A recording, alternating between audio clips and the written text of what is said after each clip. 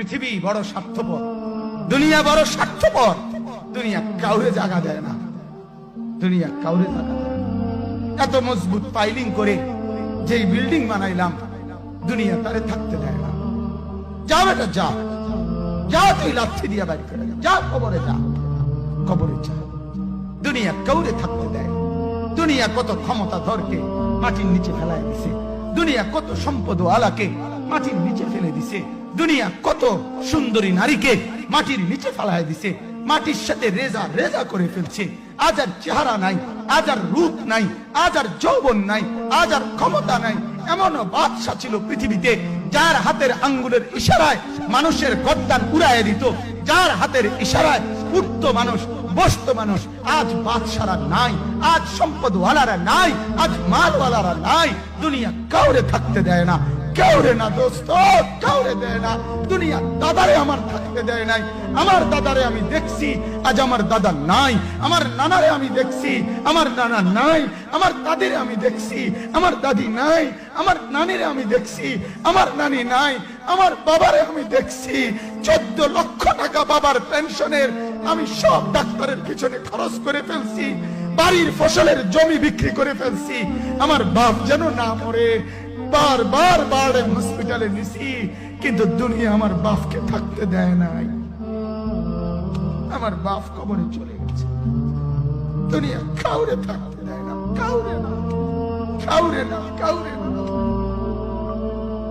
কাউরে না। আমার বাপ দুনিয়া কাউরে থাকতে দেয় না। তুমি থাকবা না, তুমি থাকবা না। দুনিয়ার ধোকায় পড়ো না বাপ, দুনিয়ার ধোকায় পড়ো না। মাকে বুঝার, আজ মারা বেসামাল হয়ে গেছে, আজ বোনেরা বেসামাল হয়ে গেছে, বেপরদার উৎসব তুলে দিছে। এটা যেন আল্লাহর সাথে যুদ্ধ করছে। আল্লাহ করোনা না, তুমি আরো কিছু দাও, আমরা বেপরদিকে ছাড়বো না। যুবক ছেলেগুলো যেন বলতেছে, আল্লাহ তুমি করোনা দেওয়ার চাই দাও, অশ্লীল ছবি দেখা, ফেসবুকে নর্তকী দেখা, আমরা ছাড়বো না। দেখি তুমি কি করতে পারো, তুমি যা করার করো। দোকানদার ব্যবসায়ীরা হারামের লেনদেন করা বন্ধ করছে না, সুদখোর সুদ ছাড়ছে না, ঘুষখোর ঘুষ ছাড়ছে না, নাফরমান আর জিনাকার ব্যভিচারী এরা কেউ কিছু ছাড়ছে না। বেহায়ার বেপর্দা নারী তার অশ্লীলতার বেহায়াপনা ছাড়ছে না। মুসলমান তার ঘরে টেলিভিশনের নর্তকীর আওয়াজ তো বন্ধ করছে না। হায় করোনা কিভাবে যাবে, আযাব কিভাবে যাবে বলেন, বলেন, বলেন আপনি। আমার বাপ ফেরাউনের উপরে তো আযাব এতদিন ছিল না, নমরুদের উপরে আযাব এতদিন ছিল না, সাদ্দাদের উপরে আযাব এতদিন ছিল না, কারুনের উপরে আযাব এতদিন ছিল না, লূত আলাইহিস সালামের কওমের উপরে আযাব এতদিন ছিল না, হুদ আলাইহিস সালামের কওমের উপরে আযাব এতদিন ছিল না, নূহ আলাইহিস সালামের কওমের উপরে এতদিন আযাব ছিল না। আজ আমরা মালিককে এই পরিমাণ নারাজ করছি, মালিক এত বেশি নারাজ। আজ 1 বছর হয়ে গেছে, 1 বছরের চাইতে বেশি হয়ে গেছে, কই করোনার মহামারীর আযাব তো যাচ্ছে না।